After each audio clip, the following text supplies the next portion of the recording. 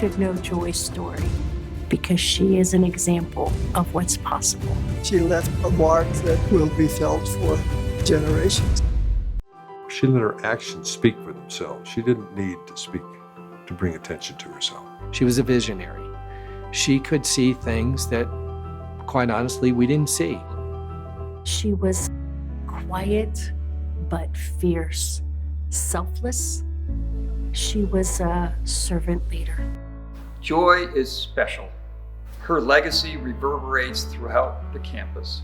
You can see her influence not only in the infrastructure on campus or in our academics and programs, you can see it in the many lives she touched. Anyone who had the opportunity to meet Joy will tell you about how she made an impact on their lives. She touched our hearts and helped build the DU we know and love today. My Aunt Joy was born in Curry, Texas. It's about 75 miles from Dallas. Joy was one of the first women to graduate with a business degree from the University of Houston. Oil and gas obviously is huge in Texas. At that time, Colorado was also very strong in oil and gas. And my aunt chose to come to work for her son. They gave her a lot of responsibility, and that drove her desire for business. She did fall in love with Colorado, and I never really knew that there was any other place that she had a greater passion for. And she just grew to love this city and love the state. Her work at DU, it started out, she was asked to join the library committee, and then it just constantly progressed. She became everybody's choice for chair. Joy was a wonderful chair of the board at the University of Denver. She was very inclusive. The School of Hotel Restaurant Management was housed in a very small brick building. It really didn't have a lot of focus. And it was identified as a program that needed a better facility. Members of the board thought it would be a wonderful tribute to Joy to name the new building in her name, and that's how it came about. When we think about the history of the university, there are few that are as cherished as Joy Burns.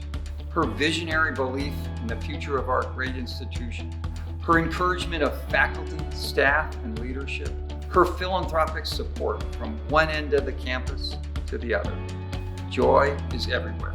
And while there are tangible elements throughout the campus that bear her or Frank's name, there's so much more that she has done to advocate for the success of DU.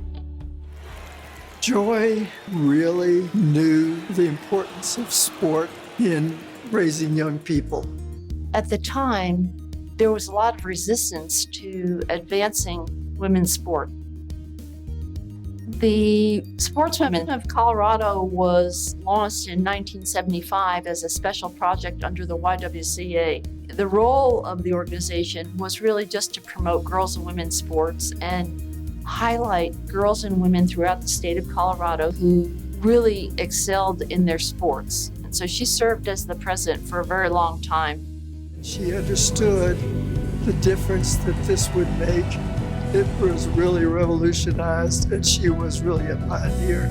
Being able to have a role model like Joy sitting at the table as chair of the board, but also being a passionate and loyal fan made us all strive to be better. When you look at her life and what she accomplished on behalf of the community and DU and the female athlete, there's so many thousands of people indebted to Joy. It's hard to really calculate that impact, but she never saw an obstacle that she was afraid of.